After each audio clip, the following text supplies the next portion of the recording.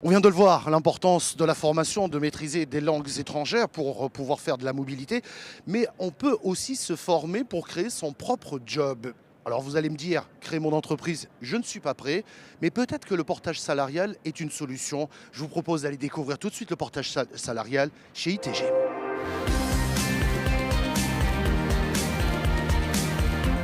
Et nous allons parler de portage salarial en votre compagnie.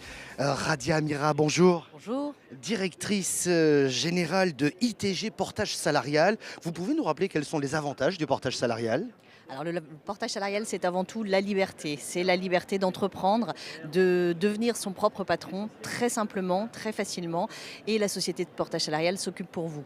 L'avantage, c'est que vous devenez ou restez salarié avec l'ensemble de la couverture sociale du salariat, le chômage, la retraite, la prévoyance. Et vous êtes accompagné. Donc tout l'administratif est fait par la société de portage salarial. Et elle propose en plus un accompagnement et des formations adaptées.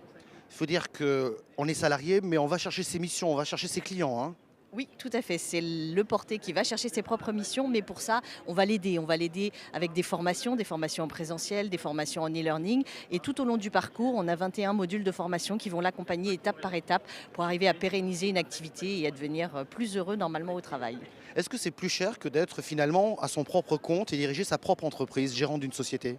Alors, c'est pas tellement plus cher. En fait, on se rend compte qu'il y a à peu près 41 à 45 de charges quand on est en gérant de SARL ou en SASU. Le portage salarial, c'est environ 50 de charges. Et quand on utilise bien tous les processus que peut proposer ITG, on arrive quasiment au même niveau de rémunération qu'un autre statut, mais en restant salarié et en pouvant bénéficier du chômage si jamais un jour ça devait s'arrêter. Alors quand ça marche bien, quand on a des clients et qu'on est en portage salarial, on peut peut-être créer sa propre entreprise, non? Alors certains font le pas au bout d'un certain nombre d'années effectivement après le portage salarial et d'autres conservent le statut de porté parce que ça leur permet de se concentrer sur leur mission et leur développement commercial et de ne pas gérer tout l'administratif, l'inscription au RSI et l'ensemble des démarches qu'on connaît.